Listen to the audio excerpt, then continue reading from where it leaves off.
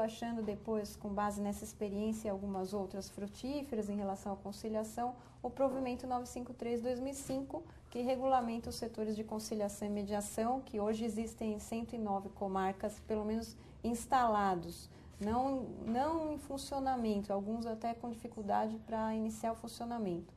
Então, com base nisso, na preocupação depois para capacitar esses conciliadores e mediadores para atuarem no setor, é que a APAMAGES acabou fazendo uma parceria com o CBPEG para a gente conseguir levar esses cursos de capacitação para o interior, porque muitos juízes precisavam instalar o setor, ou eles queriam e já tinham pedido autorização do tribunal para instalar, mas não tinham os conciliadores e mediadores para trabalharem no setor devidamente capacitados. Então, nós fizemos a parceria com a APAMAGES, o Dr. Calandra também ficou preocupado com isso, e para atender os colegas, nós fizemos a parceria e hoje a gente consegue realizar esses cursos no interior e depois do curso aí também fazemos um estágio supervisionado, os próprios professores vão fazer o estágio nas audiências reais, né, da própria vara, e são 2 módulos, um de conciliação e um de mediação, acompanhados dos estágios.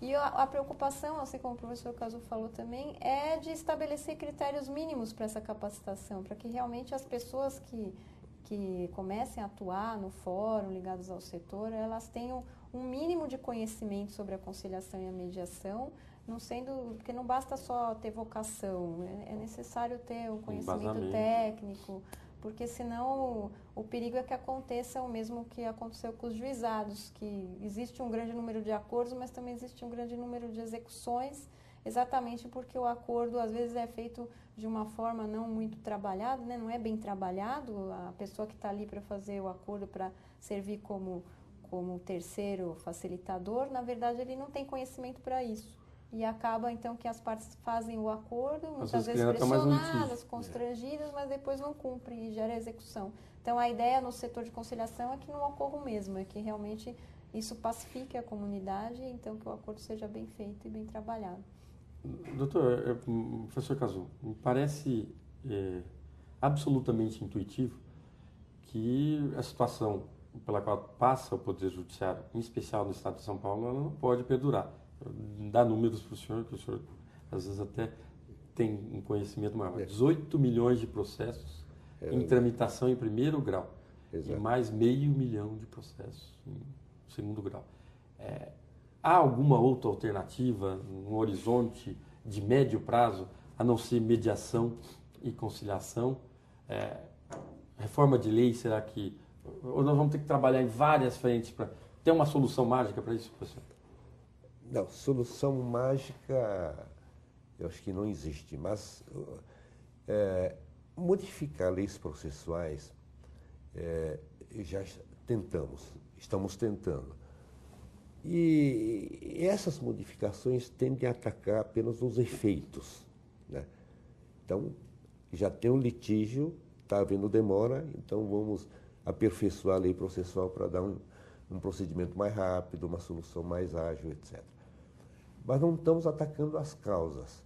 Agora, o projeto da mediação e da conciliação, isto é, incorporação dos chamados meios alternativos de resolução de conflitos, na prática da justiça, tende a atacar o efeito, a causa.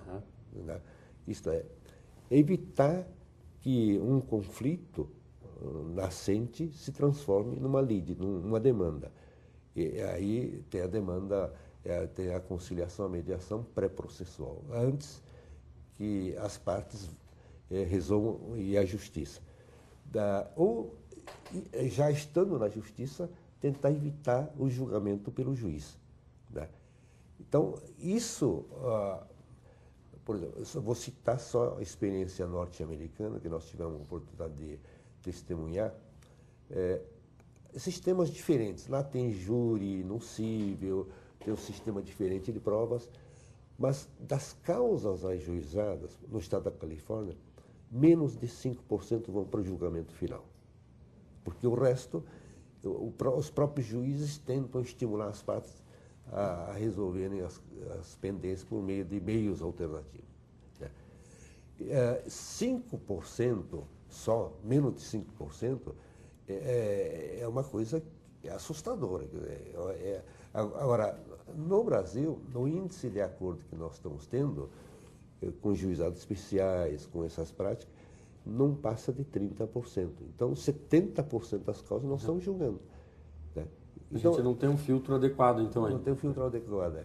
Então, essa mediação, projeto de mediação e conciliação, tende a organizar um instrumento de resolução de conflitos como um meio auxiliar e resgatando mais ou menos a história do nosso passado.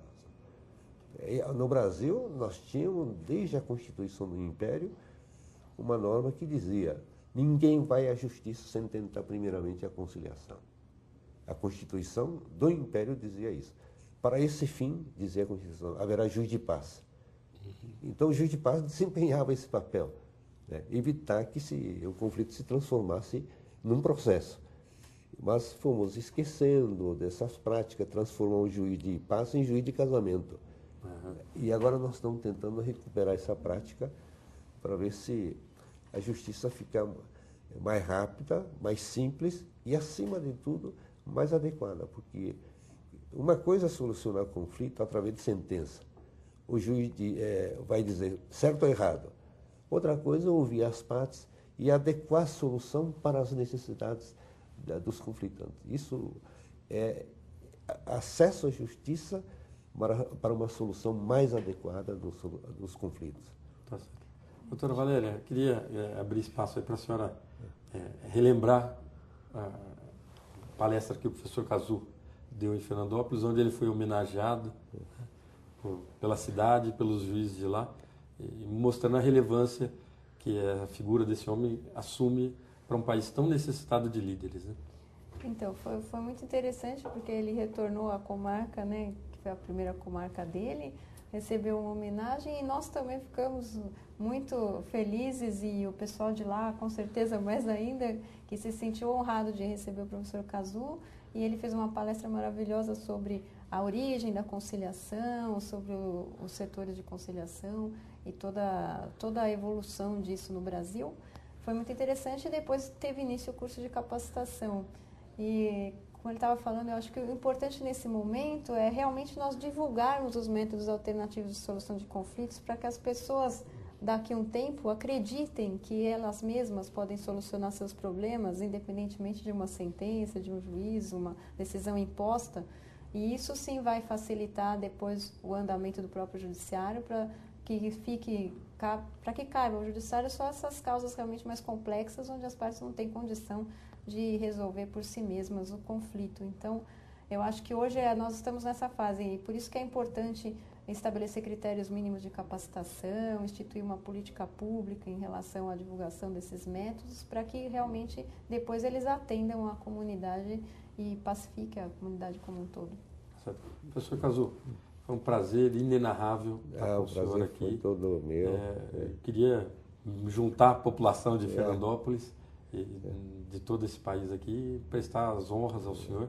Muito obrigado. É uma das figuras mais importantes, sem nenhum demérito para os outros, mas uma das figuras mais importantes do processo civil brasileiro. Muito obrigado.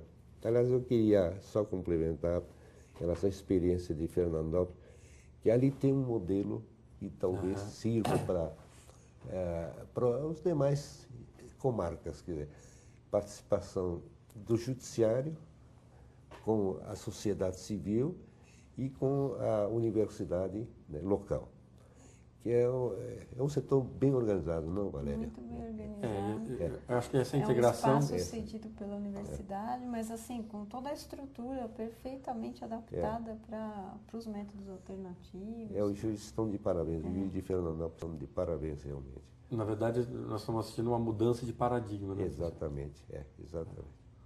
Bom, doutores, eu queria já deixar o convite para a gente gravar um outro programa, trabalhar um pouco mais essa questão dos meios alternativos, mas não dava, a senhora até me desculpa, doutora Valéria, a gente está ao lado do professor Cazu e não entender como é que se forjou essa mente jurídica tão importante para o país. Muito obrigado aos senhores. Obrigado. E assim nós encerramos o nosso programa. Tenham todos uma ótima semana e até o próximo programa.